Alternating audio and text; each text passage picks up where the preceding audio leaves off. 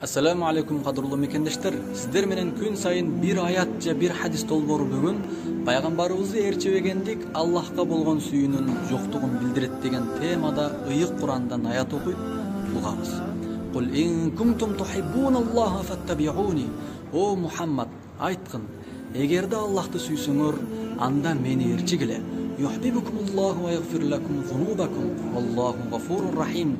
Ошондо Аллах силерди сүйөт. Жана күнөөңөрдү кечирет. Аллах Таала кечиримдүү, ырайымдуу. Али Имран сүрөсү 31-аят. Абдурахман Саади бул аятты мындайча тафсирлеген. Эгерде силер Аллахты жакшы көрөм, Аллахты сүйөм деген улуу мартабага жана теңдешсиз бийик даражага жетем десеңер, анда Аллахты жакшы көрөм деп эле койгонуңар жетишсиз. Бул нерседе чындыкты гана айтууңар керек.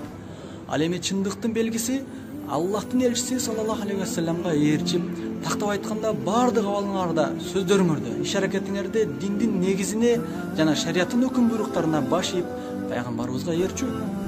Кимде ким пайгамбарыбыз саллаллаху алейхи вассаламга ээрчисе, бул анын Аллахты жакшы көрөрүнүн анык экендигине далил болот. Мына ошондо Аллах да аны жакшы көрөт, күнөөсүн кечирет, ырайым кылат жана бүткүл иш-аракеттеринде аны тууралыкка салат. Ал эми кимде ким пайгамбарыбызды ээрчибесе, анда ал Аллахты жакшы көрбөйт. Эгерде анын Аллахка болгон сүйүүсү анык болгондо, анда бул ага пайгамбарыбызды ээрчүүсүнө түрткү бермек. Ал эми пайгамбарыбызды ээрчебегени Аллахка болгон сүйүүсүнүн жоктугун билдирет. Жана ал Аллахты жакшы көрөм деп канча айтса дагы анын айтканы жалган.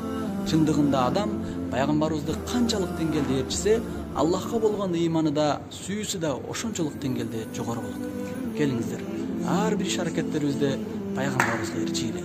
Aqulu qawli hadha wa astaghfirullaha li wa lakum. Assalamu alaikum.